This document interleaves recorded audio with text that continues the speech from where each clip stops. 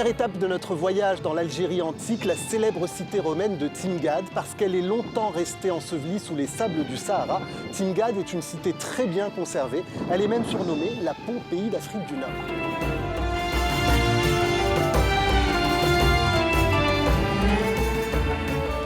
Bonjour Zindine. Bonjour mon ami. Ça va? Ça va bien. Vous allez bien? Ça va très bien. Super. C'est magnifique. Qu'est-ce que c'est? Ouais, ça c'est l'arc de Trajan. C'est un arc triomphal qui remonte à la fin du IIe siècle, début du IIIe siècle. Trajan, c'est l'empereur qui a fondé Timgad, mais cet arc ne date pas de son vivant. Cet arc c'est après Trajan.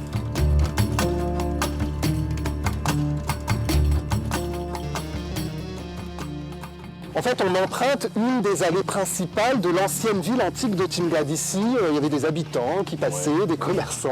Oui, c'est ça, même des militaires.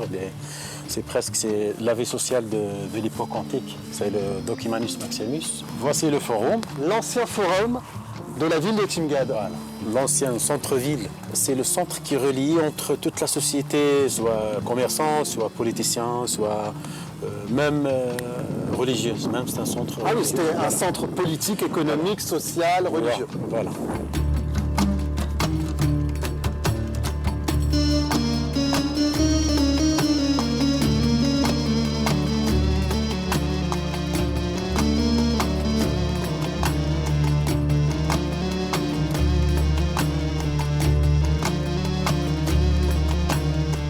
Il y a une inscription que je veux vous montrer. Ok. Voilà, juste à côté. C'est écrit quoi? C'est Vinari, Lawari, Lideri, Piveri. Chasser, aller au bain, jouer, rire, voilà ce que c'est que vivre. Voilà.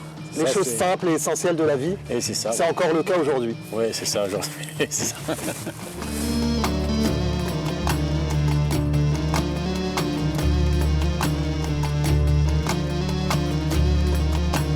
Ça, c'est l'entrée du théâtre. Ah oui, il y a encore les gradins.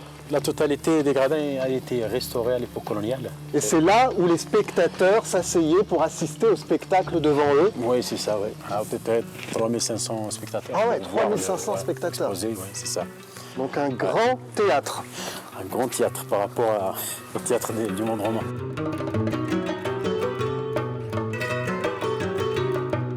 Voilà, maintenant on est dans les espaces pauvres. Oui, parce qu'en fait, si je comprends bien, plus on occupait les sièges du haut, plus on était pauvre, et les meubles étaient en bas en fait. Ils étaient en bas, oui. Ok. C'est ça, oui.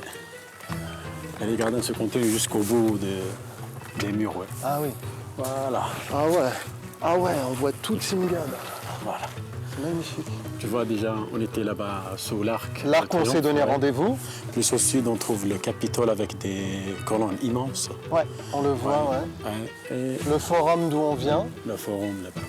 Et comme pour le théâtre de Djmila, le théâtre de Timgad accueillait un festival ici tous les ans qui a été transféré ailleurs par souci de préservation.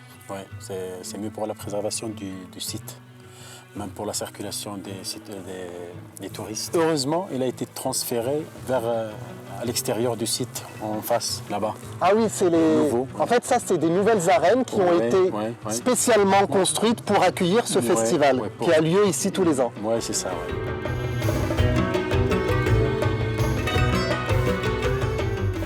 L'histoire de Timgad, elle remonte jusqu'au 7e siècle, après Jésus-Christ.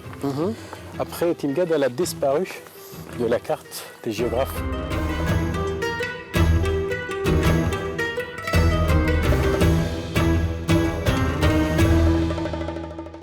Et voilà la bibliothèque de Timgad. C'est la deuxième bibliothèque dans le monde romain, parce qu'il y a une autre bibliothèque à Éphèse de la Turquie. Dans le monde romain ou les villes romaines en Afrique du Nord, on ne trouve pas ce genre de bibliothèque. Seulement à Timgad, on trouve ce genre de bibliothèque.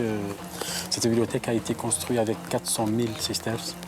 C'est une somme importante à l'époque. Merci beaucoup Zindine d'avoir répondu à nos questions.